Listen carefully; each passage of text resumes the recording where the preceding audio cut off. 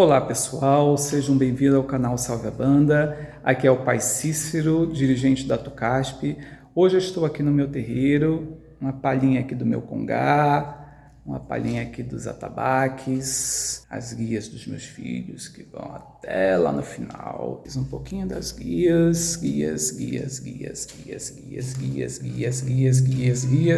mais guias.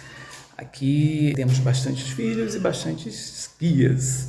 Prosseguimento ao perguntas e respostas, e hoje a gente tem algumas perguntas. O primeiro inscrito, ele é o Souza, ele faz um questionamento a respeito de trabalhos específicos para o desenvolvimento. Cada terreiro tem a sua prática, a sua forma de trabalhar.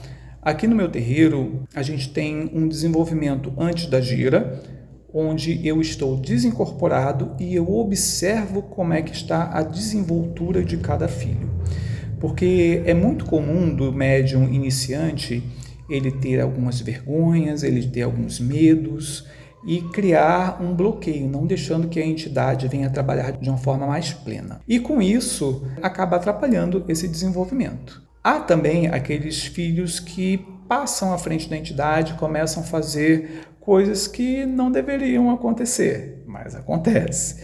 E aí, com isso, a gente corta as asinhas. Tem esse primeiro momento de desenvolvimento e durante a gira a gente tem um outro desenvolvimento, onde eu seleciono alguns filhos como desenvolvedores e aí eles vão trabalhar com as suas entidades e essas entidades vão auxiliar nesse processo de puxada das entidades desses filhos. Antes de dar prosseguimento, eu peço que você já venha curtir, se inscrever no canal, que é extremamente importante para você receber os novos vídeos, ative o sininho para ficar ciente desses novos vídeos e peço também que você deixe a sua pergunta, interaja, participe, seja uma pessoa participante do canal aí, não só apenas um inscrito. O Souza, ele continua perguntando aqui, quem tem ansiedade ou depressão, mesmo sendo tratado, poderá incorporar seus guias normalmente? Sim, se tiver num padrão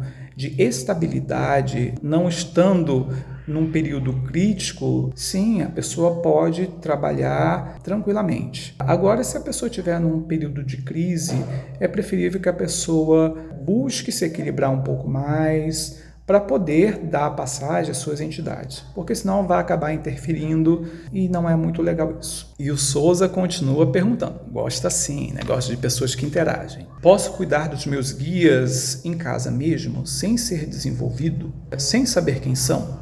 Aqui no meu terreiro, não. Em outros terreiros eu não sei como procede, mas eu considero um ato leviano deixar que um filho de santo cuide por si só de suas entidades. Já aconteceu aqui no meu terreiro e também já tive relatos de outros terreiros acontecendo a mesma coisa, de um filho dentro do terreiro não incorpora nada, não passa nenhum vento. Fora do terreiro, incorpora Exu, Pombagira, Preto Velho, não sei das quantas, incorpora tudo e mais um pouco. Será que realmente é entidade? Será que o ambiente que não tem nenhuma segurança, não tem nenhum preparo, não tem nenhuma energia propícia a um trabalho mediúnico é o mais adequado para que ele venha desenvolver as suas entidades? No meu entender, não. O terreiro tem as suas firmezas, tem as suas proteções, tem a presença do sacerdote que vai saber olhar o quanto é entidade, o quanto é o médium passando por entidade.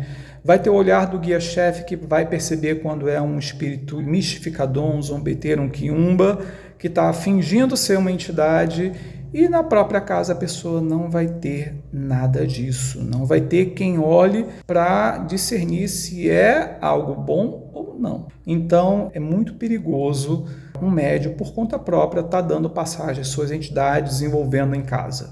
Tem até esses cursos online aí, hoje em dia, de Umbanda que, misericórdia, incorpora em casa, receba a pombagira, receba não sei das quantas.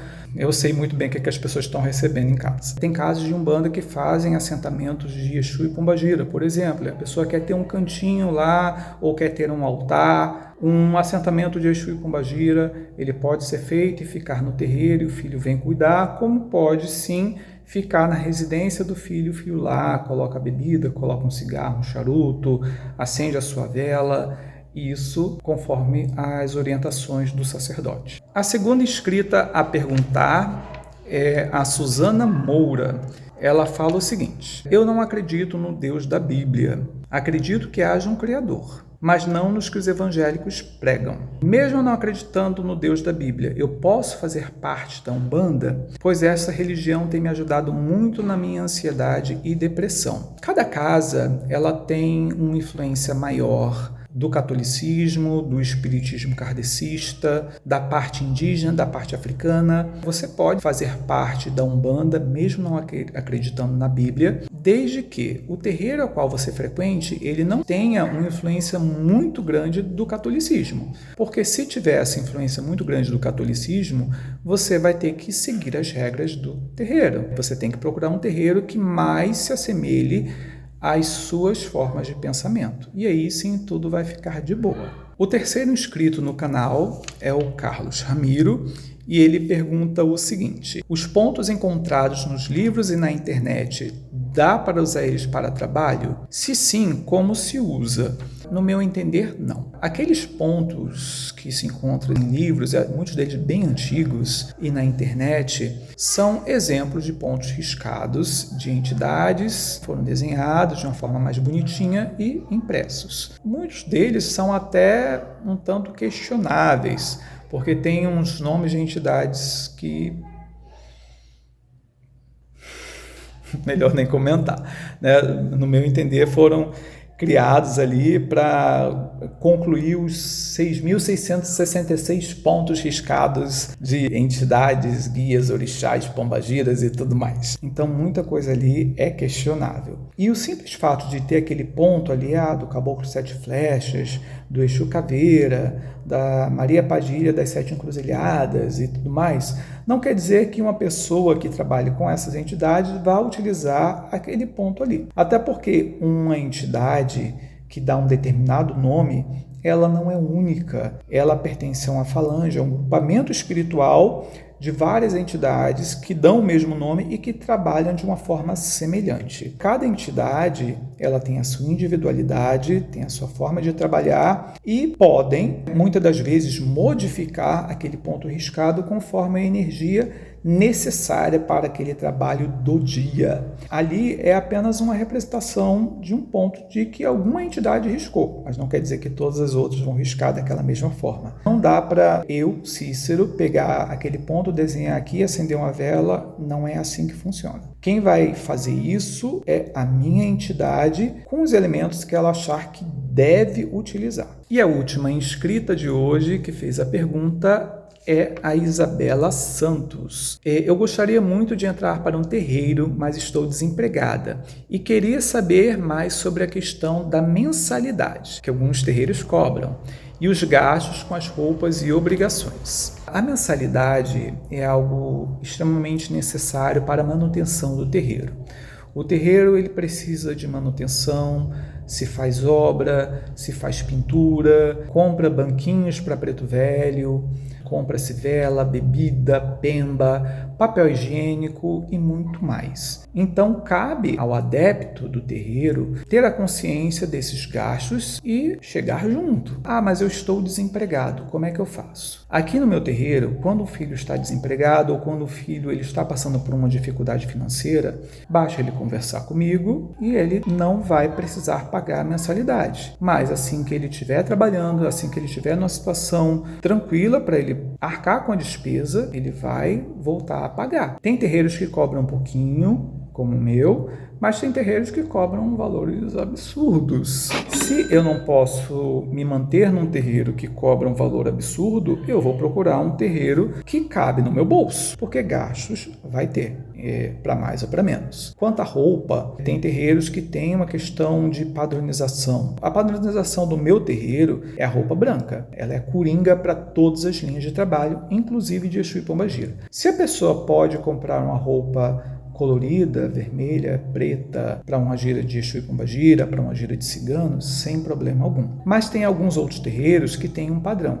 Vai ter uma gira em louvor ao Oxóssi. Os homens com camisa verde, as mulheres com saia verde. É regra daquela casa. Se você está naquela casa, você vai ter que seguir aquela regra. Aqui no meu terreiro a gente não tem isso. Que cada um venha se adaptar ao terreiro ou procurar um terreiro que caiba dentro dos seus gastos. Quanto a questões de obrigações, aqui a gente tem os amacis, a gente tem os batismos, a gente tem as camarinhas e a compra de material. Então eu passo a lista para o filho, ele traz, ou eu cobro um valor que vai cobrir essas despesas para essa obrigação. Não cobro mão, chão, nada disso. Eu não tenho esse costume.